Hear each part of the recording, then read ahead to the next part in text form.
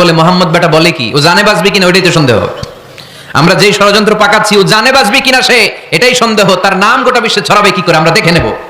আল্লাহ বলেন, তোরা আমার নবীর সুনাম সুখ্যাতি ছড়ানোর ব্যাপারে বাধা তৈরি করবি, তোরা আমার নবীর ব্যাপারে অপপ্রচার চালাবি, তোদের অপপ্রচারকেই আমি আমার নবীর প্রচার মাধ্যম বানিয়ে দেবো। তোরা করবি অপপ্রচার, তোদের অপপ্রচারকে আমি আমার নবীর জন্য প্রচার মাধ্যম বানিয়ে দেব। এরকম অনেক সময় হয় না যে কেউ কেউ অপপ্রচার করে কারো বিরুদ্ধে, এটা তার জন্য প্রচার হয়ে যায়। কেউ অপপ্রচার চালায়, আল্লাহর মেহেরবানিতে ওইটা তার পাবলিসিটি হয়ে যায়। তার আলাদা করে প্রচার বিভাগের টিম তৈরি করা লাগে না, তার বিরোধীরাই তার প্রচার বিভাগের কাজে নেমে পড়ে। বিশ্বনবী বললেন, আল্লাহ বললেন, তোরা আমার নবীর সুনাম সুখ্যাতিকে থামাবি, তোদের মাধ্যমে আমি বিশ্বনবীর সুনাম সুখ্যাতি গোটা বিশ্বে বুলন্দ করে দেব। আবু জাহেল ঘোষণা দিল, খবরদার, হজের মৌসুম, হাজী সাহেবরা গোটা বিশ্ব থেকে আসবে, আমার দলের কর্মীরা তোরা যেটা করবি সেটা হচ্ছে হাজীদের কাছে যে বলবি মক্কায় নতুন এক পাগল আসছে, নতুন এক জাদুকর আসছে, নাম মোহাম্মদ। নাউজুবিল্লাহ পড়বেন না? খবরদার হাজী সাহেবেরা, এই পাগলের কাছে যেও না। সব হাজীরা গোটা বিশ্ব থেকে এসে মক্কার মিনা প্রান্তরে তাঁবুর ভিতরে ঢুকেছে, আর আবু জাহেলের টিম মেম্বাররা সব তাঁবুর ভিতরে উকি মাইরা কয়, খবরদার, নতুন পাগল আইছে। সবাই কয়, নাম কি? কয়, মোহাম্মদ। নতুন পাগল এসেছে, নাম মোহাম্মদ। নতুন জাদুকর এসেছে, তার নাম মোহাম্মদ। খবরদার, তার কাছে যেও না, তার কথা শোনো না, শুনলে তোমরাও পাগল হয়ে যাবা, তোমরাও পাগল হয়ে যাবা। সে এত বড় জাদুকর, মুহাম্মদ সাল্লাল্লাহু আলাইহি ওয়াসাল্লাম এত বড় জাদুকর, তার জাদু দেখলে, তার কথা শুনলে হাজবেন্ড ওয়াইফের মধ্যে সম্পর্ক বিচ্ছিন্ন হয়ে যায়। সে এত বড় জাদুকর, তার কথা শুনলে বাবা আর ছেলের সম্পর্ক ছিন্ন হয়ে যায়। সে এত বড় জাদুকর, তার কথা শুনলে বন্ধু বন্ধু আলাদা হয়ে যায়। খবরদার হাজী সাহেবরা, তোমরা হজ করতে এসেছো, করো, জমজমের পানি খাও আর খেজুর নিয়ে যাবা বাড়িতে, কিন্তু মুহাম্মদ সাল্লাল্লাহু আলাইহি ওয়াসাল্লামের কাছে যাওয়া যাবে না। আচ্ছা, আপনারা বুঝে শুনে উত্তর দেন। এই যে লক্ষ লক্ষ হাজী মিনার তাবুতে বসা, আর আবু জাহেলের লোকটা যে বললো নতুন জাদুকরের নাম মোহাম্মদ, তার কাছে যেও না, এই লক্ষ লক্ষ হাজীরা এর আগে জীবনেও মুহাম্মদ সাল্লাল্লাহু আলাইহি ওয়াসাল্লামের নাম শুনছে? তার মানে মুহাম্মদ সাল্লাল্লাহু আলাইহি ওয়াসাল্লামের নাম তাদের কানে পৌঁছে দেওয়ার দায়িত্ব আবু জাহেল নিজেই নিয়ে নিয়েছে। চিল্লায় এখন ঠিক কিনা? অপপ্রচার হয়ে গিয়েছে। আর সবাই মনে মনে ভাবে, কয় কি, এত বড় জাদুকর, হজ করি আর না করি, আরে না দেখা যাওয়া যাবে না। হজ তাড়াতাড়ি কোন রকম সাইরা এই জাদুকরের কাছে আগে যাবো, দেখি কেমন জাদু দেখায়, দেখি কত বড় ম্যাজিশিয়ান, দেখি তো কত বড় পাগলের। কারণ আল ইনসানু হারিসুন আলা মা মুনিআ, মানুষকে যেটা নিষেধ করা হয় বেশি, মানুষ এটা করতে চায়। যদি বলি ওদিকে যাবি না, ওর বাপের কিরা ওদিকে যাবে, ঠিক কিনা? এটা আমাদের স্বভাব, আমাদের খাসলা, আমাদের বৈশিষ্ট্য, যেটা আমাদেরকে নিষেধ করা হয় বেশি, ওটা করতে মন চায়। সব হাজিরা মনে মনে ভাবলো, আমরা যাব। তোরা যতই বলিস না কেন, যাব, হজের পরে অবশ্যই যাব। দেখা গেল হজের পরে বিশ্বনবী মুহাম্মদুর রাসূলুল্লাহ সাল্লাল্লাহু আলাইহি ওয়াসাল্লামের বাড়ির সামনে বিশাল বড় গ্যাদারিং শুরু হয়েছে। সবাই লাইন ধরে দেখা করতে গেছে। দেখা করতে যে বিশ্বনবীর চেহারা দেখে প্রথম নজরে সব পাগল। চাঁদের চেয়ে সুন্দর তুমি নবী আমার কামলিওয়ালা, চাঁদের চেয়ে সুন্দর তুমি নবী আমার কামলিওয়ালা, দু জাহানের বাদশাহ তুমি প্যারা নবী সাল্লে আলা, দু জাহানের বাদশাহ তুমি প্যারা নবী সাল্লে আলা, চাঁদের চেয়ে সুন্দর তুমি নবী আমার কামলিওয়ালা। সুবহানাল্লাহ পড়েন। এত সুন্দর চেহারা, বিষ্ণু ঈসা ইসলামের চেহারার মতো এরকম চেহারার মানুষ পৃথিবীতে আছে? দ্বিতীয়টা, অনেকে বলে সাইয়েদনা ইউসুফ আলাইহিস সালামের চেহারা নাকি বেশি সুন্দর। সুন্দর ঠিক, কিন্তু আমার নবীর চাইতে বেশি নয়। বিষ্ণু বলতেন, আনা মালিহুন ওয়া আখি ইউসুফু সাবিহুন, আমার ভাই ইউসুফ হচ্ছে সাবিহ, সাবিহ মানে সাদা সুন্দর ধবধবে, আর আমি হচ্ছে মালিহ, মালিহ মানে এসেছে মিলহুন থেকে, মিলহুন মানে লবণ, মানে লাবণ্যময় সুন্দর। আমার ভাই ইউসুফ নবী সাদা সুন্দর, আমি লাবণ্যময় সুন্দর, কোনটার দাম বেশি? লাবণ্যময় সুন্দরের দাম বেশি। সাইয়েদনা ইউসুফ আলাইহিস সালামের চেহারা দেখে মিশরের মেয়েরা লেবু কাটতে যে বা কমলা কাটতে যে, আনার কাটতে, কমলা কাটতে যে আঙ্গুল কেটে ফেলেছিল, কোরআন তার সাক্ষী। ওয়া কাত্তানা আইদিয়াহুন, আম্মা জান আয়েশা রাদিয়াল্লাহু তাআলা আনহা যখন এই ঘটনা শুনেছেন, তিনি মিশরের মেয়েদেরকে ডাক দিয়ে বলেছেন, ও মিশরের মেয়েরা, তোমরা ইউসুফ নবীর সৌন্দর্য দেখে লেবু কাটতে যে আঙ্গুল কেটেছো, আমার স্বামী প্যারা নবী মুহাম্মদ রাসূলুল্লাহর চেহারা যদি তোমরা দেখতা, তাহলে লেবু কাটতে যে আঙ্গুল নয়, কলিজাটা কেটে টুকরা টুকরা করে দিতা। আবার আম্মা জান আয়েশা বলতো, লাকুম শামসুন ওয়া লানা শামসুন, তোমাদের জন্য একটা সূর্য আছে, কিন্তু আমি আয়েশার জন্য আলাদা একটা সূর্য আছে।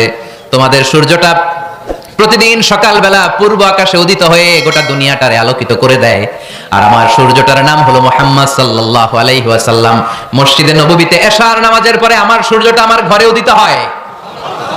তোমাদের সূর্য সকালবেলা পূর্ব আকাশে উঠে গোটা দুনিয়াটারে আলোকিত করে। আমার সূর্য মুহাম্মদ এশার নামাজের পরে আমার ঘরের ভেতরে যখন উকি দেয়, আমার পুরো ঘরটারে আলোকিত করে দেয় কে? এত সুন্দর চেহারা ছিল, ওনার চেহারার নূর দিয়ে হারানো সুই খুঁজে পেয়েছে বিশ্বনবীর স্ত্রীরা। চিল্লায় করে আল্লাহু আকবার। বিশ্বনবীর চেহারা সৌন্দর্যের সাথে কারো সৌন্দর্যের কোনো মিল হবে?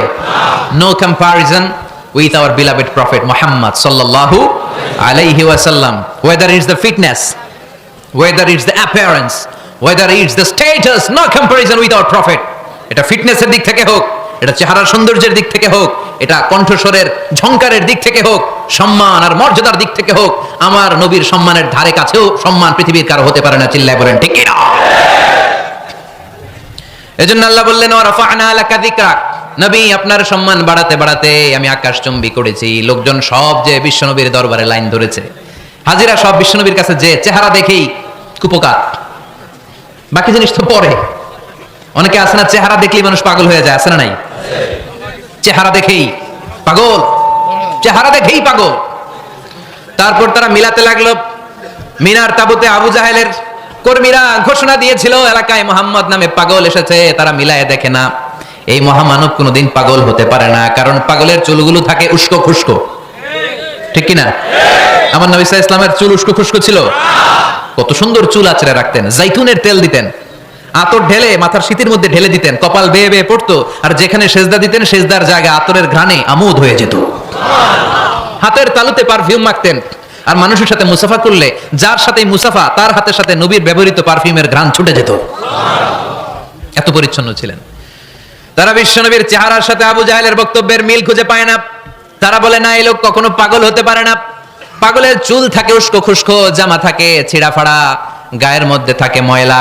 পাগল কখনো দাঁত মাজে না, কিন্তু বিশ্বনবীর মুচকি হাসির ফাঁক দিয়ে দাঁতের দিকে তাকালে মানুষগুলো সব পাগল হয়ে যায়। স্মাইল দিতেন বিশ্বনবী, স্মাইল, মুচকি হাসি, তাবাসসুম। বিশ্বনবীর মুচকি হাসি দেখলে মানুষ পাগল হয়ে যেত, পাগল পাড়া হয়ে যেত। তারা বলে না না, এই মহামানব তো কখনো পাগল হতে পারে না। আবার মিলাতে লাগলো। আবু জাহেলের কর্মীরা বলেছিল এটা নাকি বড় জাদুকর, কিন্তু তারা বলে না না, এই অসাধারণ লোকটা জাদুকর হতে পারে না, সে তো কোনো মন্ত্র পড়ে না। জাদু করার জন্য মন্ত্র পড়ার দরকার আছে না নাই? বিষ্ণুনবী কি মন্ত্র পড়তো? বিষ্ণুনবী কি পড়ে শোনাতো? চিল্লায় বলেন, কি পড়ে শোনাতো? কোরআন শোনাতো। এত সুন্দর কণ্ঠ ছিল বিশ্বনবীর, পাগল হয়ে যেত মানুষ শুনতে শুনতে, পাগল পাড়া হয়ে যেত, বিমুগ্ধ হয়ে যেত। তারা সবাই বলতে আরম্ভ করলো, আবু জাহেল তুমি মিথ্যাবাদী, তবে তোমাকে ধন্যবাদ এরকম একটা মানুষের সাথে পরিচয় করিয়ে দেওয়ার জন্য। সুবহানাল্লাহ কইলেন না?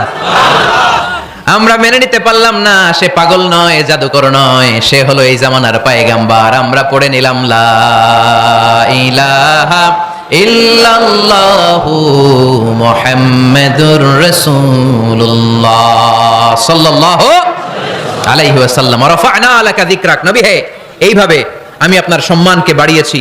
হাইসুমা যুকিরতু যুকিরতা মাই, নবী যেখানে আমার নাম নেওয়া হবে আমার পরপর আপনার নামও নেওয়া হবে। পড়েন সুবহানাল্লাহ।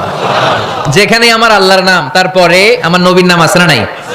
কালিমার ভেতরে লা ইলাহা ইল্লাল্লাহ আমার আল্লাহর নাম শোভা পায়, তারপরে মুহাম্মাদুর রাসূলুল্লাহ দ্বিতীয় বাক্যে আমার নবীর সুন্দর নামটা আছে না নাই? কালেমার মধ্যে প্রথমে আল্লাহর নাম, তারপরে নবীর নাম। হাইসুমা যুকিরতু যুকিরতা মাই, নবী কিভাবে আপনার মর্যাদা আমি বাড়াবো জানেন? যেখানে আমি ওইখানেই আপনি, যেখানে আমার নাম নেওয়া হবে তারপরেই সৃষ্টিকুলের মধ্য থেকে শুধু আপনার নাম নেওয়া হবে। সুবহানাল্লাহ পড়েন। আপনার উম্মতেরা গোটা বিশ্বে সালাত আদায়ের জন্য আজান দিবে, আজানের প্রথম 4 বাক্যে আমি আল্লাহর বড়ত্ব, আল্লাহু আকবার। তারপরের 2 বাক্যে আমি ছাড়া কোনো ইলাহা নাই এটার সাক্ষ্য দেয়া হবে। তারপরের 2 বাক্যে সবাই সাক্ষ্য দিতে বাধ্য, আপনি ছাড়া দুনিয়ায় আর কোনো শেষ রাসূল নাই। তার মানে আজানের মধ্যেও আমার আল্লাহর নামের পরে আমার নবীর নাম আছে না নাই? এরপর আমরা একামত দিয়ে জামাত শুরু করি। এই জামাতের আগে যে একামতটা দেই, এই একামতেও আল্লাহর নামের পরে আমার নবীর নামটা আছে না নাই? আল্লাহু আকবার, আল্লাহু আকবার, আশহাদু আন লা ইলাহা ইল্লাল্লাহ, আশহাদু আন্না মুহাম্মাদার রাসূলুল্লাহ সাল্লাল্লাহু। তার মানে আজানে আমার নামের পরে আপনার নাম। একামতে আমার নামের পরে আপনার নাম।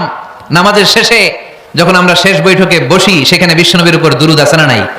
তার মানে সব জায়গায় বিশ্বনবীর নাম নেয়াকে আবশ্যক করে দিয়েছে কে? নবী হে। এই গোটা বিশ্বের ভেতরে সূর্য উঠবে, সূর্য ডুববে, শীত যে গ্রীষ্ম আসবে, দিন যে রাত আসবে, এক মুহূর্তের জন্য আপনার নামের আলোচনা থামবে না। চিল্লায় বলো ঠিক কিনা?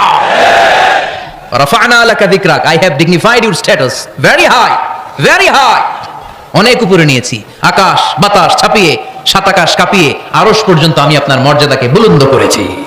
এই পৃথিবীতে যত আসমানি কিতাব এসেছিল সবগুলো আসমানি কিতাবে বিষ্ণুনবীর নাম উল্লেখ করেছে কে? তার মানে তাওরাতের ভেতর বিষ্ণুনবীর নাম আছে না নাই? ইনজিলে, জাবুর, সুহুফে ইব্রাহিম, সুহুফে মূসা, আল্লাযী ইয়াজিদুনাহু মাকতুবান ইনদাহুম ফিত তাওরাতি ওয়াল ইনজিল। ইহুদিরা খ্রিস্টানরা বিষ্ণুনবীর মানতে চাইতো না। তারা বলতো মুহাম্মদ তোমার নাম তো আমাদের কিতাবে নাই। বিষ্ণুনবী বললেন পড়ো। তারা পড়তে পড়তে বিষ্ণুনবীর জায়গাটা লুকিয়ে রাখতো। যেখানে বিষ্ণুনবীর নাম ওরা এভাবে ধরে রাখতো। বিষ্ণু সাল্লাল্লাহু আলাইহি ওয়াসাল্লাম এক সাহাবাকে বললেন আমি তো ওদের ভাষা বুঝি না, তুমি ওদের ভাষা বুঝে দেখো কোন জায়গায় চোরামিটা করে। প্রতিটা কিতাবের প্রতিটা পাতায় পাতায় বিষ্ণুনবীর নাম আছে না নাই? সাইয়েদনা আদম আলাইহিস সালাম থেকে শুরু করে ঈসা আলাইহিস সালাম পর্যন্ত যত নবী এসেছে সব নবী সুসংবাদ দিয়েছে যে একজন নবী আসবে, যেই নবী আসার মধ্য দিয়ে এই আম্বিয়া আলাইহিমুস সালাম পৃথিবীতে আসার যে ধারাবাহিকতা, এই সিলসিলা, এই চেইনকে আল্লাহ তাআলা কাট অফ করে দিবে। সাইয়েদনা আদম তার বংশধরদেরকে বলেছে, নূহ আলাইহিস সালাম তার প্রজন্মকে বলেছে, ইব্রাহিম আলাইহিস সালাম তার জেনারেশনকে বলেছে, মূসা আলাইহিস সালাম বনি ইসরাইলকে শুনিয়েছে। সর্বশেষ সাইয়েদনা ঈসা আলাইহিস সালাম এসে বলেছে ইয়াতি মিন বাদি ইসমুহু আহমদ, আমার পরে এমন এক নবী আসবে তার নাম, চিল্লায় বলেন, আহমদ বড় বিশ্বস্ত, সে কোন বন্ধু বলো বেশি বিশ্বস্ত, সে কোন বন্ধু বলো বেশি বিশ্বস্ত, কার কাছে মন খুলে দেয়া যায়, কার কাছে প্রাণ খুলে বলা যায়, হওয়া যায় অতি আশ্বস্ত, তার নাম আহমদ বড় বিশ্বস্ত। সুবহানাল্লাহ পড়েন। ইয়াতি মিন বাদি ইসমুহু আহমদ, আমার পরে এমন এক নবী আসবে তার নাম হবে আহমদ। এই নবীর পরে আর কোন নবী আছে? চিল্লায় বলেন, লা নবিয়্যা বাদি ওয়ালা রাসূলা, আমার পরে কোনো নবীও নাই, আমার পরে কোনো রাসূলও নাই। তবে আমার পরে যদি নবী হওয়ার যোগ্যতা কারো থাকে, আমার ওমরে ফারুক নবী হওয়ার যোগ্যতা রাখে। কোন নবী নাই, খাতামুন নবিয়্যিন, আমার পরে কোনো নবী নাই। তার মানে বিশ্বনবীর জীবনে 3 নম্বর নিয়ামত হলো রাফা'না লাকা যিকরাক, মর্যাদা আমি বাড়াতে বাড়াতে বাড়াতে বাড়াতে নবী অনেক উপরে নিয়েছি।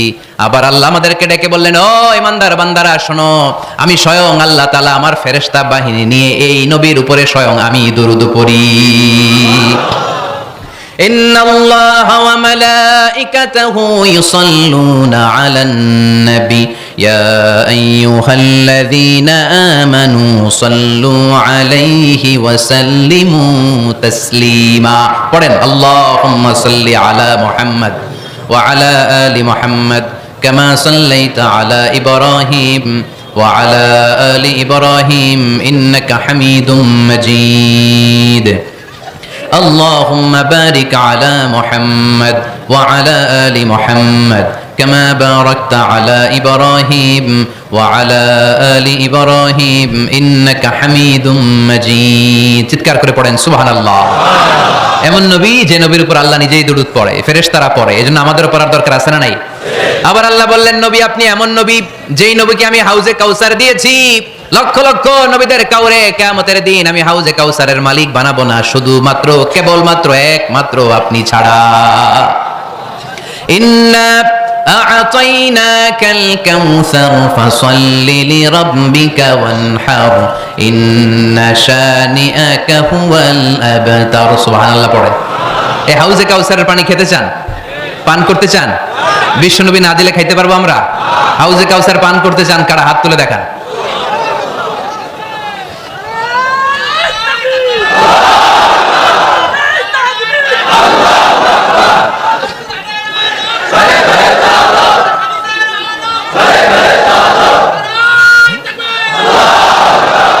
আহলা মিনাল আসাল, হাউজে কাউসারের পানি মধুর চেয়েও মিষ্টি। আবরাদু মিনাস সালজ, বরফের চাইতেও ঠান্ডা। আবিয়াদু মিনাল লাবান, দুধের চাইতেও সাদা। মান শারিবা মিনহা শারবাতান লাম ইয়াজমা আবাদা, এক ঢোক হাউজে কাউসারের পানি যে খাবে চিরকালের জন্য তার গলার তৃষ্ণা মিটে যাবে। ওই হাউজে কাউসার বিশ্বনবীকে দিয়ে বিশ্বনবীর মর্যাদা বাড়িয়েছে কে? আবার আল্লাহ বললেন, নবী, পৃথিবীর অনেক নবীকে আমি নৈতিক বিজয় দান করেছি, কিন্তু সবাইকে আমি রাজনৈতিক বিজয় দান করি নাই। আপনাকে আমি এমন নবী করে দুনিয়ার বুকে পাঠিয়েছি, আপনাকে আমি নৈতিক বিজয় দান করেছি, পাশাপাশি রাজনৈতিক বিজয়ও দান করেছি। সুবহানাল্লাহ। বিশ্বনবী একাধারে যেমনি মসজিদে নববীর ইমাম ছিলেন, পাশাপাশি মদিনার রাষ্ট্রের প্রেসিডেন্ট ছিলেন, ঠিক কিনা? তার মানে ইমাম বা নেতা এমন হওয়া দরকার যে নামাজও পড়াতে পারে, আবার সমাজও শাসন করতে পারে, ঠিক কিনা? এমন নেতার দরকার আছে না নেই? এজন্য বিশ্বনবী বললেন, রাব্বি আদখিলনি মুদখালা সিদকিন ওয়া আখরিজনি মুখরাজা সিদকিন ওয়াজআলনি মিন লাদুনকা সুলতানান নাসীরা। ও আল্লাহ, আপনি আমারে সত্যতার সাথে মক্কায় রাখেন, বের করলেও সত্যতার সাথে বের করেন, আর আপনি আমাকে বিজয়ী শক্তি দান করেন। বিজয়ী শক্তি, রাজনৈতিক শক্তি বিশ্বনবী আল্লাহ তাআলার কাছ থেকে দোয়া করে চেয়ে নিয়েছেন। চিল্লায় বলেন ঠিক কিনা? রাজনৈতিক শক্তির দরকার আছে না নাই? দরকার আছে? তা আস্তে করে বললেন কেন? রাজনৈতিক শক্তি থাকার দরকার আছে না নাই? দেখেন, বাংলাদেশ সৃষ্টি হয়েছে কত সালে বলেন? কত সাল? বাংলাদেশের বার্থডে কবে? 1971-এ। এই 71 সালের পর থেকে আমাদের বাংলাদেশে সুদ আছে না নাই? কিন্তু সুদের বিরুদ্ধে ওয়াজ আছে না নাই? আলেম ওলামারা আজীবন সুদের বিরুদ্ধে ওয়াজ করছে। আমরা ওয়াজ আগে করতাম, এখন করতেছি, সামনেও করব, মাগার সুদ মরবে না। এর কারণ যেটা আইন করে প্রণয়ন করা হয় ওইটা ওয়াজ করে মারা যায় না, ওইটারে আইন করে নষ্ট করতে হয়। চিল্লায় বলেন ঠিক কিনা?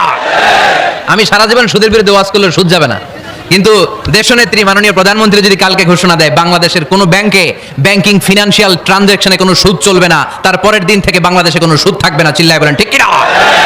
এজন্য সাইয়েদনা ওমর ফারুক বলতেন, ইন্নাল্লাহা লা ইয়াজাউ বিল কুরআন মা ইয়াজাউ বিস সুলতান। আল্লাহ মাঝে মাঝে ক্ষমতার মাধ্যমে এমন কিছু করে যেটা আল্লাহ কোরআনের মাধ্যমেও করে না। চিল্লায় বলেন ঠিক কিনা?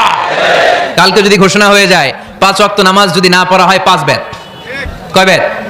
চেয়ারম্যান না পড়লে চেয়ারম্যানের পিছনে 5 বেত, এমপি না পড়লে এমপির পিছনে 5 বেত। কথা বলেন? মাননীয় প্রধানমন্ত্রী যদি এটা ঘোষণা দিয়ে দেয় যে কালকে থেকে নামাজ না পড়লে 5 বেত, এটা সবার জন্য এই আইন। একটা বেনামাজি খুঁজে পাওয়া যাবে? সব কই দৌড়াবে? মসজিদে। অজু থাকলেও দৌড়, না থাকলেও দৌড়। কারণ মায়ের উপরে কোনো ওষুধ আছে? কথা বলেন? কারণ মায়েরে ভিটামিন আছে, মায়েরে কি আছে? এজন্য ইন্নাল্লাহা লা ইয়াজাউ বিল কুরআন মা ইয়াজাউ বিস সুলতান। মাঝে মাঝে আল্লাহ ক্ষমতা দিয়ে এমন কিছু করে যেটা মাঝে মাঝে আল্লাহ কোরআন দিয়েও করে না। এজন্য অনেক নবীকে নৈতিক বিজয় দান করলো, বিশ্বনবীকে শুধু নৈতিক বিজয় নয়, পাশাপাশি রাজনৈতিক বিজয়ও দান করেছে কে? তিনটা নিয়ামতের ঘোষণা দিয়ে আল্লাহ বললেন, আলাম নাশরাহ লাকা সাদরাকা ওয়া ওয়াদা'না আনকা বিজরাক আল্লাযী আনকাদা যাহরাক ওয়া রাফা'না লাকা যিকরাক। পড়েন সুবহানাল্লাহ। নবী হে, আপনার মর্যাদা আমি অনেক বাড়িয়েছি। আপনার কথা শুধু মুসলমানেরাই বলে না, হিন্দুরাও বলে। আছে না নাই? গতকাল এক হিন্দু ভাই আমার হাতে হাত রেখে শাহাদা বাক্য পাঠ করে গাজীপুরে মুসলমান হয়ে গেছে। বিশ্বনবীর কথাগুলো যখন তারা শোনে, তারা নিজেদেরকে ধরে রাখতে পারে না। আপনারা মহাত্মা গান্ধীর নাম শুনেছেন? তিনি ভারতের অবিসংবাদিত নেতা। বিশ্বনবীর ব্যাপারে কমেন্ট করেছেন যে এরকম নেতা পৃথিবীতে আর দ্বিতীয়টা কখনো হবে না। মহাত্মা গান্ধী কি মুসলমান না হিন্দু? গোটা বিশ্বের খ্রিস্টানরা বিশ্বনবীকে নিয়ে এখন মাতোয়ারা। মাইকেল এইচ হার্ট, খ্রিস্টান, একটা বই লিখে গোটা বিশ্ব কাঁপিয়েছেন, দি 100 ranking of the most influential people and person in the world. পৃথিবী কাঁপানো 100 জন মনীষীর জীবনী নিয়ে একটা বই তিনি করেছেন। এই 100 জন মনীষীর জীবনীর মধ্যে যাকে নাম্বার 1 তিনি করেছেন, তিনি হচ্ছেন আমার নবী, আপনার নবী, পেয়ারা নবী, বিশ্বনবী মুহাম্মদ রাসূলুল্লাহ সাল্লাল্লাহু আলাইহি ওয়াসাল্লামের। মাইকেল এইচ হার্ট কি মুসলমান? সে একজন খ্রিস্টান। তার মানে ওয়ারাফা'না লাকা যিকরাক, বিশ্বনবীর সম্মান শুধু আমাদের মুখ দিয়ে প্রচারিত হয় না, ইহুদি, খ্রিস্টান, বৌদ্ধদের মাধ্যমেও বিশ্বনবীর সম্মানকে বাড়িয়ে দিচ্ছে কে? I have studied him, the wonderful man, in my opinion far from being antichrist, and he must be called the savior of humanity. খ্রিস্টানরা বলছে আমরা এই মুহাম্মাদের জীবনী গবেষণা করে পড়েছি, তাকে খ্রিস্টান বিরোধী বলা তো দূরের কথা, তাকে মানবতার ত্রাণকর্তা বলতে হবে। তিনি গোটা বিশ্বের জন্য সুপারম্যান হয়ে পৃথিবীতে এসেছে।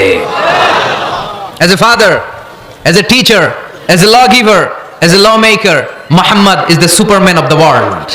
স্বামী হিসেবে, পিতা হিসেবে, নেতা হিসেবে, নবী হিসেবে মুহাম্মদ সাল্লাল্লাহু আলাইহি ওয়াসাল্লাম সাধারণ কোনো মানুষ নয়, তিনি গোটা বিশ্বের জন্য সুপারম্যান হয়ে পৃথিবীতে আগমন করেছে। ওয়ারাফা'না লাকা যিকরাক। নবী, দুশ্চিন্তা করবেন না, টেনশন করবেন না, আমি আপনার সম্মানকে বাড়িয়ে দিব। এই তিনটা নিয়ামতের বর্ণনা সূরা ইনশিরাহের ভিতরে বর্ণনা করলেন কে?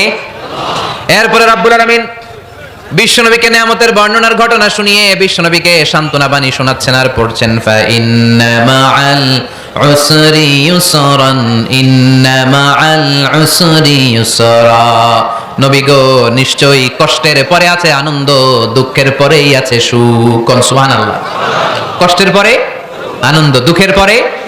The struggle is impermanent in our life. দুঃখ কষ্ট এটা আমাদের জীবনে পার্মানেন্ট না, এটা সাময়িক। আচ্ছা, আওয়াজ করে উত্তর দেন তো, এক বছরে কয়দিন আপনাদের ফরিদপুরে? কয়দিন? 365 দিন। গত 365 দিনে না খেয়েছিলেন কয়দিন? 20 দিন, 30 দিন। তার মানে অল্প কিছুদিন না খেয়েছিলাম, সারা বছরই খেয়েছিলাম, ঠিক কিনা? আচ্ছা, তো 365 দিনে অসুস্থ ছিলেন কয়দিন? 4-5 দিন, কিংবা 20 দিন, কিংবা 1 মাস, কিংবা 56 দিন, কিংবা 65 দিন। তার মানে বাকি 300 দিন আরামে ছিলাম কি ছিলাম না? তার মানে আমাদের জীবনে দুঃখ বেশি না আনন্দ বেশি? সুখ বেশি না কষ্ট বেশি? এজন্য আল্লাহ বললেন, খবরদার, মুমিন কখনো হেরে যায় না। মুমিনের হারাবার কিছু নাই। মুমিনের জীবনে যদি আনন্দ আসে, মুমিন শুকরিয়া করে, শুকরিয়া করলে সওয়াব আছে না নাই? আর মুমিনের জীবনে যদি দুঃখ আসে, মুমিন সবর করে, ধৈর্য ধরে, ধৈর্যেও সওয়াব আছে না নাই? তাহলে আমাদের সব দিক দিয়েই চলা। আনন্দের দিনগুলোতে শুকরিয়া করব, আর দুঃখের দিনগুলোতে ধৈর্য ধরবো। দুইটার মধ্যে সওয়াব আছে না নাই? এজন্য বিশ্বনবী বললেন, আজাবান লি আমরিল মুমিন। মুমিনের বিষয়টা খুবই আশ্চর্যের। ফাইন আসাবাতহু সাররাউন শাকারা। মুমিন যদি আনন্দে থাকে সে শুকরিয়া করে, শুকরিয়া করলে লাভ আছে না নাই? ওয়াইন আসাবাতহু দাররাউন সাবারা। আর দুঃখে পড়লে সে সবর করে, ধৈর্য ধরে, ধৈর্য ধরলে সওয়াব আছে না নাই? তার মানে আমাদের হারাবার কিছু আছে। মাঝে মাঝে আল্লাহ আমাদেরকে দুঃখ কষ্ট দিয়ে পরীক্ষা করতে চান, এগুলো আমাদের জন্য খারাপ নয়। এই দুঃখ কষ্ট বিপদ আমাদের কোমরকে সোজা করে, আমাদের পায়ের মাটিকে শক্ত করে। চিল্লায় বলেন ঠিক কিনা? প্রতিকূল পরিবেশে কিভাবে বাঁচতে হয় এই দুঃখ কষ্ট আমাদেরকে শিখায়। এজন্য মুমিন বান্দার বৈশিষ্ট্য হচ্ছে দুঃখ কষ্ট বেদনা জ্বালা এগুলোতে সে আপসেট হয় না, সে হাল ছেড়ে দেয় না, সে ভরসা রাখে একজনের উপর। চিল্লায় বলতে হবে তিনি কে? আল্লাহ। কারণ মুমিন জানে রাত্রি যত গভীর হয়, অন্ধকার তমানিসা ভেদ করে সুবহে সাদিক হয়।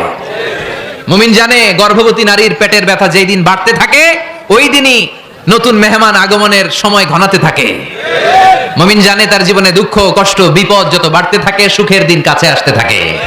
এজন্য মুমিনের হারাবার কিছু নেই। ফা ইন্নামা আল উসরি ইউসরা, ইন্নামা আল উসরি ইউসরা। নবী হে, কষ্টের পরেই আছে আনন্দ, দুঃখের পরেই আছে সুখ। আপনি সমস্যায় পড়েছেন, ওই সমস্যার সমাধানও আছে না নাই? এই পৃথিবীতে এমন কোন সমস্যা আছে যেটা সমাধান নাই? কথা বলেন। সমস্যা তৈরি করেছে কে? আবার সমাধানও দিয়েছে কে? Allah doesn't create a lock without its key. Allah কখনো চাবি না বানাইয়া ওইটার তালা বানায় নাই। কথা কন। তালাও যেহেতু আছে, ওই তালার চাবিও বানিয়েছে কে? মা আনজালাল্লাহু দাআন ইল্লা আনজালাল্লাহু লাহু শিফা। আল্লাহ দুনিয়ায় এমন কোন রোগ পাঠায় নাই যেই রোগের ঔষধ বানায় নাই, এমন কোন রোগ নাজিল করে নাই যেই রোগের কোনো চিকিৎসা বানায় নাই, হয়তো সেটা আবিষ্কার হয় নাই। অনেকে ক্যান্সারের কথা বলতে পারেন যে হুজুর ক্যান্সার এমন রোগ, এই ক্যান্সার তার নাই কোনো অ্যানসার, কিন্তু বিজ্ঞানীরা বলতেছে এটারও অ্যানসার আবিষ্কৃত হচ্ছে। সুবহানাল্লাহ কইবেন না? কিছু কিছু ক্ষেত্রে হয়েও গিয়েছে। এজন্য দুঃখের পরেই আছে সুখ, কষ্টের পরেই আছে আনন্দ। এই দুনিয়াটাই এরকম, কষ্টের পরই আনন্দ। দেখবেন তারাবির নামাজ 20 রাকাত পড়তে কষ্ট লাগে না? কোমরে ব্যথা, হাঁটুতে ব্যথা, কিন্তু 20টা রাকাত যখন শেষ করে মসজিদ থেকে বের হই, একটা আনন্দ আছে না নাই? কষ্ট করে পরীক্ষার জন্য প্রিপারেশন নিলেন আপনি কয়েক মাস, কিন্তু ফলাফল যখন ভালো হয় তখন একটা আনন্দ আছে না নাই? সারাদিন রোজা রাখলেন রমজানে, কি কষ্ট, তৃষ্ণায় গলা ফেটে যায়, কিন্তু ইফতারির সময় যখন রুহাবজা শরবতটা খাই কেমন লাগে? একটা আনন্দ আছে না নাই? এজন্য আল্লাহ বললেন فإن مع العسر يسرا إن مع العسر يسرا। ও নবী, কষ্টের দিন মক্কায় অল্প কিছু দিন, মদিনাতে আনন্দের দিন অপেক্ষা করছে। আমাদের জীবনে যদি দুঃখ কষ্ট আসে আমরা ধৈর্য ধরবো, তাওয়াক্কুল করবো একজনের উপর, তিনি কে? কারণ আমরা বিশ্বাস করি কষ্টের দিন এটা চিরকালের জন্য নয়, সামনে আনন্দের দিন আমাদের জন্য সেট করে রেখেছে কে? তাহলে আমরা সূরাতুল ইনশিরাহ থেকে 3টা নিয়ামতের বর্ণনা শুনলাম, বিশ্বনবীকে কি সান্ত্বনা দেয়া হলো সেটা শুনলাম। এবার 2টা গাইডলাইন শুনে তাফসীর আমরা শেষ করব। শুনতেছেন? কষ্ট হচ্ছে তো উঠা বসা করতেছেন কেন? উঠলেন কারা কারা? শেষ করে দিব? দোয়া করে দেই। কি গাইডলাইন দিলেন শুনবেন? কে কে শুনবেন না? হাত তোলেন। কষ্ট হইতেছে? গরম লাগতেছে না? আমিও ঘামতেছি। আপনাদের সাথে সাথে অনেক গ্যাদারিং হয়ে গেছে। আসেন আল্লাহর নামে 3টা তাকবীর দেই, তারপর কোন 2টা গাইডলাইন তিনি বিশ্বনবীকে দিলেন ওই নির্দেশনা বাণীটুকু শুনে আজকে আমরা বিদায় নিব। আওয়াজ করে পড়তে হবে লিল্লাহে তাকবীর, লিল্লাহে তাকবীর, লিল্লাহে তাকবীর। গাইডলাইন নাম্বার 1, ফাইদা ফারাগতা ফানসাব। নবী আপনি যখন অবসর হন আপনি ইবাদতে মশগুল হন। ফানসাব ফিল ইবাদা, তাফসীর ইবনে কাসিরে এসেছে আপনি ইবাদতে মশগুল হন যখন আপনি অবসর পান। অবসর আল্লাহর দেয়া বড় নেয়ামত, এটা বিশ্বাস করেন? অবসর কিন্তু নেয়ামত। আমরা অনেকেই অবসর সময়কে কাজে লাগাই না, কিন্তু অবসর চলে যাওয়ার পরে যখন ব্যস্ত হয়ে পড়ি তখন বলি হায় রে অবসরটা যদি কাজে লাগাইতাম। পরীক্ষার পরে 3 মাস ছুটি ছিল, এই 3 মাস অবসরে যদি পড়তাম তাইলে তো আজকে ভার্সিটিতে চান্স পেয়ে যেতাম, ঠিক কি না? এজন্য বিশ্বনবীর আল্লাহ বললেন নবী ফাইদা ফারাগতা ফানসাব ওয়া ইলা রাব্বিকা ফারগাব। মাদানী জীবনে, মাক্কি জীবনে, দাওয়াতি কার্যক্রমের পরে, রাষ্ট্রীয় কার্যক্রমের পরে যখনই আপনি অবসর পাবেন তখনই আপনি ইবাদত করেন, তখনই বেশি বেশি আল্লাহর কাছে দোয়া করেন। দোয়াটা খুব শক্তিশালী, কিন্তু আমরা অনেকে জানি না কি করে দোয়া করতে হয়। সিনসিয়ার দোয়া ইজ লাইক এ মিসাইল। আপনারা প্রায় পত্রিকায় শুনবেন আমেরিকা অমুক দেশে মিসাইল হামলা করেছে, শুনছেন? মিসাইল হামলা এমন হামলা কত সেন্টিমিটার বেগে যে কোন জায়গায় অ্যাটাক করবে, যেখানে মারার কথা ওখানে পড়বে। ঠিক দোয়াটা হচ্ছে মিসাইলের মতো। আপনি যদি দোয়ার মতো দোয়া করতে জানেন ওই দোয়াটাও জায়গা মতো যে ভেদ করবে, চিল্লা এখন ঠিক কিনা? কিন্তু আমরা দোয়া করতে জানি না, কি করে দোয়া করতে হয় এটা জানি না। বিশ্বনবীকে আল্লাহ বললেন নবী ফাইদা ফারাগতা ফানসাব, যখন আপনি অবসর হবেন তখন আপনি দোয়া করেন, আল্লাহর কাছে চান। বেশি বেশি চাইলে খুশি হয় কে? তার মানে প্রথম ঘোষণা হলো ফাইদা ফারাগতা ফানসাব। প্রথম নির্দেশনা হলো নবী যখনই আপনি অবসর পাবেন ইবাদত করবেন এবং দোয়া করবেন, বেশি বেশি আল্লাহর কাছে চাইবেন। 2 নাম্বার দিক নির্দেশনা হলো ওয়া ইলা রাব্বিকা ফারগাব, সব সময় আপনি আপনার আল্লাহর দিকে মনোনিবেশ করবেন। বিপদে পড়লে ডাকবো কারে? আমাদের অসুস্থতাকে সুস্থতায় পরিণত করে দিতে পারে কে? চাকরির জন্য পাগল পারা, চাকরি নাই, চাকরির ব্যবস্থা করে দিতে পারে কে? বিদেশে যেতে মনে চায়, পাসপোর্ট দিয়ে রেখেছি, ভিসা নাই, ভিসা লাগাই দিতে পারে কে? কিন্তু আমরা দুঃখ কষ্ট বেদনা কিছু একটা হইলেই সবার আগে আল্লাহরে শেয়ার করার আগে ফেসবুকে শেয়ার মেরে দিই। আছে না নাই? আপনাদের ফেসবুকে অ্যাকাউন্ট আছে নাকি? কার কার আছে দেখি? আছে, আছে। এটার জন্য আমরা ভালো কাজে লাগাই, ঠিক কি না? আপনি চাইলেই এমন ভাবে ফেসবুক ফ্রেন্ড লিস্ট করতে পারেন যারা ভালো ভালো জিনিস শেয়ার করে, যারা মোটিভেশনাল জিনিস শেয়ার করে, ইসলামের পক্ষে কথা বলে। আপনার এক একটা শেয়ারে অনেকের জীবন বেঁচে যেতে পারে, ঠিক কি না? একজন মুমূর্ষু রোগীকে বাঁচাতে রক্তের প্রয়োজন, রক্তের গ্রুপ এ পজিটিভ। যারা রক্ত দান করতে আগ্রহী তারা এই নম্বরে যোগাযোগ করুন। ফেসবুকে মাঝে মাঝে এরকম নিউজ আছে না নাই? আপনি just you put down in share, শেয়ারের মধ্যে একটা পুট করে দিলেন, একটু শেয়ার মেরে দিলেন, ছড়িয়ে পড়লো হাজার হাজার ফেসবুক ফ্রেন্ডদের কাছে। তাদের অনেকে ব্লাড দিতে আগ্রহী, সে তাড়াতাড়ি যে সেখানে ব্লাড ডোনেট করে আসলো। আপনার একটা শেয়ারের কারণে বেঁচে গেল অনেকগুলো প্রাণ, চিল্লা এখন ঠিক না? রক্তদানের মতো শ্রেষ্ঠ ইবাদত হতে পারে? আমরা মনে করি শুধু জিকিরি ইবাদত, আমরা মনে করি শুধু নামাজি ইবাদত। রক্তদান, এক ব্যাগ রক্ত থেকে অনেক মানুষকে বাঁচানো যায়। এর মধ্যে আছে হিমোগ্লোবিন, এর মধ্যে আছে প্লাটিলেট, আছে প্লাজমা। রক্তে একটা উপাদান আছে প্লাজমা, নাম শুনছেন? আগুনে পোড়া রোগীকে বাঁচাতে এই প্লাজমা লাগে। হসপিটালের বার্ন ইউনিটে যেয়ে দেখবেন মানুষ কিভাবে চিল্লায়। নুসরাত নামে একটা মেয়ে মারা গেল না, এক বদমাইশের কবলে পড়ে মারা গেল না? তাকে আগুন জ্বালিয়ে দেওয়া হয়েছিল তার গায়ে, তার প্লাজমাগুলো জ্বলে গিয়েছিল। আগুনে পোড়া রোগীর যে কি কষ্ট, একটু দেখার জন্য হসপিটালের বার্ন ইউনিটে যাবেন, দেখবেন যে কি কষ্টে আছে তারা। এই প্লাজমাগুলোকে অনেক সেন্টিগ্রেড তাপমাত্রা নামিয়ে ঠান্ডা করে দেহে পুশ করা হয়। আপনার এক ব্যাগ রক্ত থেকে প্লাজমা আলাদা করা হবে, প্লেটলেটস আলাদা করা হবে, হিমোগ্লোবিন আলাদা করা হবে, শ্বেতকণিকা, লোহিত কণিকা আলাদা করে অনেকগুলো মানুষ বেঁচে যাবে। এজন্য ফেসবুক থাকাটা দোষের কিছু না, তবে ভালো কাজে আমরা ব্যবহার করব, ঠিক কিনা? আপনার ফেসবুক শেয়ারিং আপনার জান্নাতি বানাতে পারে, আর আপনার ফেসবুক শেয়ারিং আপনার জাহান্নামের লাকড়ি বানাতে পারে, চিল্লায় বলেন ঠিক কিনা? So the decision is yours. সিদ্ধান্ত আপনাকে নিতে হবে আপনি কিভাবে করবেন। যে কোনো বিপদে ওয়া ইলা রাব্বিকা ফারগাব, কোন দিকে মনোনিবেশ না করে কার দিকে মনোনিবেশ করব? যে কোনো বিপদ আপদ ফেসবুকে শেয়ার করার আগে শেয়ার করব কার কাছে? আমাদের যার যা লাগে আল্লাহ সবও যদি দিয়ে দেয়, আল্লাহর ধনভাণ্ডারের 1 ইঞ্চিও কমবে? হাদিসে কুদসিতে আল্লাহ বললেন লাউ আন্না আউওয়ালাকুম ওয়া আখিরাকুম ওয়া ইনসাকুম ওয়া জিন্নাকুম, পৃথিবীর সব জিন, পৃথিবীর সব মানুষ বিশাল মরুভূমিতে দাঁড়িয়ে যদি আমার কাছে চাইতে শুরু করে আল্লাহ এটা দাও, ওটা দাও, ওটা দাও, আমি আল্লাহ তোমাদের সব চাহিদাও যদি মিটিয়ে দেই, আমি আল্লাহর ধনভাণ্ডারের 1 ইঞ্চিও কমবে না। এজন্য চাইবো কার কাছে? বিপদে আপদে ভরসা করব কার কাছে? আর অবসরগুলোকে কাজে লাগানোর দরকার আছে না নাই? স্বাবলম্বী হওয়ার চেষ্টা করার দরকার আছে না নাই?